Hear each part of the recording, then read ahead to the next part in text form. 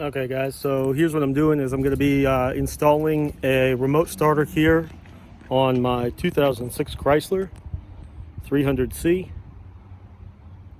Here you have, it is just a 2006, but I believe this will work for 2005 through 2007, as long as you have just one of the standard keys. And I actually purchased the Fortin remote starter module with the T harness for, I think it's the CHRT5, and you can pick these up on Amazon. I think I paid $65 for this unit, plus I had to buy the flash link so that I can have the extra programmable features. I don't really know that you need that for the standalone remote start, but I went ahead and bought one anyways. So the first thing you need to do is you're going to want to take out your radio, and I went ahead and already did that. And the only reason why you need to do this is because the T harness that they provide, it actually will plug into your immobilizer unit that is located behind your radio, and you can probably get to it from underneath the dash, but all the other videos said this would be the easiest way to do it. So that box is just right there, and there's just a little plug right here that your T harness tees into. That's your factory immobilizer box, and the T harness will plug into that, and then your factory plug will plug into your T harness, and then it just all goes into the dash. And then what you're going to do here is make sure that on your red harness here, you are going to cut the red and yellow wire, because while it will supply ignition source power to this harness, it will not start the car if you don't wire this to your 5-pin ignition switch underneath the dash. So you definitely want to do that. So I went ahead and already cut that. And then you will run your red and white wire from that red harness and your white and blue wire from that same red pin. Also, there is a yellow wire, just a plain yellow wire attached to that T harness that you have to go ahead and connect to your yellow wire on the supplied 20-pin harness here.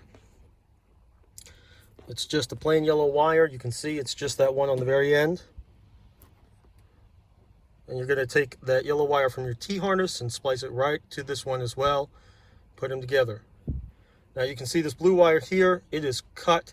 I actually just used that wire in line to test this here just to make sure that it would work.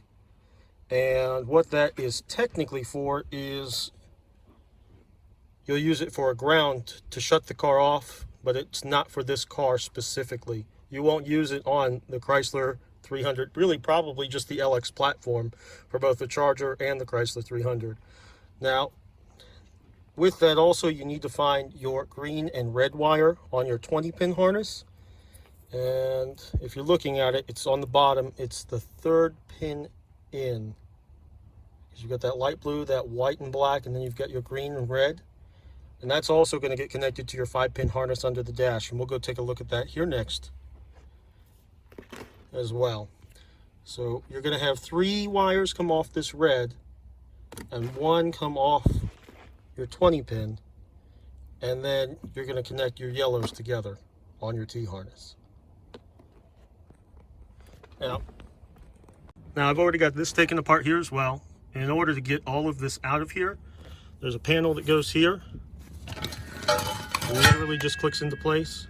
It's got these little clips in it, and it just clicks in. So you're going to pull this out, and it's going to expose a Phillips head screw here.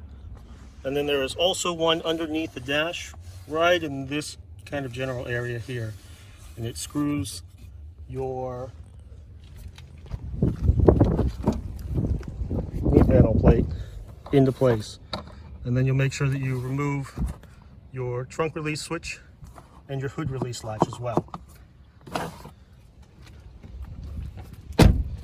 And then what you're going to do is you're going to find your way up in here there is this plug right here. Just clips in. It is connected to your ignition switch. I think it is. There is a little red tab that you will have to pull in order to get that out of there. And then you pull it down. To give you an idea, it's just a slider. And you should be able to just pull that out by hand. The next thing you'll need to do, and this is kind of crude, I haven't actually gone back through and cleaned this up yet. I just wanted to test it and make sure I was wiring this properly. You've got 5 wires on the back of this. So your green and red wire will go to your purple and brown. Your blue wire, well, it's really your yellow-red ignition source wire, is going to go to your pink and white right dead center in the middle. Your red and white wire will go down to the third wire down. It's pink and green. And then your white and blue wire is going to go to the red and blue wire at the very bottom of that pin. And then what you're going to do is you're going to plug that back in there. Cover those connections before you do this, but just for testing purposes, go ahead and jump in here. Okay, so what you're going to do next is you're going to take your Fortin box here, and there's a little button on the side. You need to press and hold that button while you plug in that 4-pin black pin from your T harness. Let me go ahead and I'll see if I can do this here.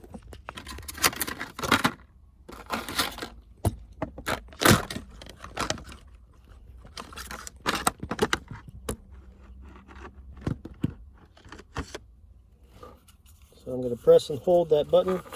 I'm going to take this black pin here. And when you do this, there's going to be an indicator light on that box that's going to light up. So plug that in like that, and it's going to go and cycle. Now what you want is, you want it to be on solid blue for this car, for the Chrysler 300 and Dodge Charger. So when it's solid blue, you let go.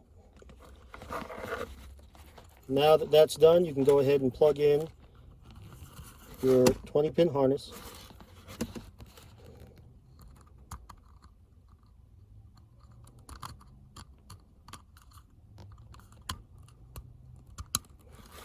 And then you're going to come to the other side here, and you're going to plug in your red harness.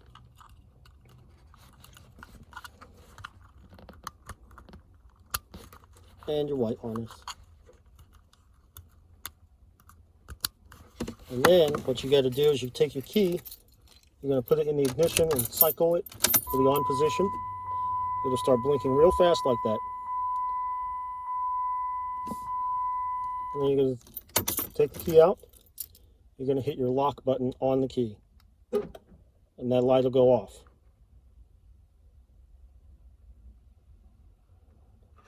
It is now ready to program.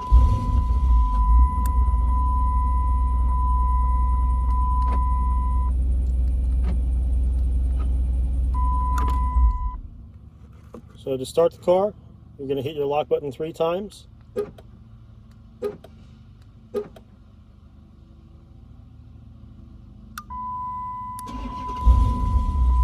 Now, if you don't move the car and you want to shut it off, you hit the lock button 3 times again, and it shuts the car off. Now, if you go and drive the car, it's going to shut off like normal when you turn the key. But if you don't move the car, you can put the key in, set it to the on position, shut it off. The car won't shut off until you hit that lock button 3 times if you don't move the car. But yeah, outside of that, that's pretty much it. That's how you install the Fortin standalone remote start on your Chrysler 300 if you still want to use your factory key fob, which was important to me.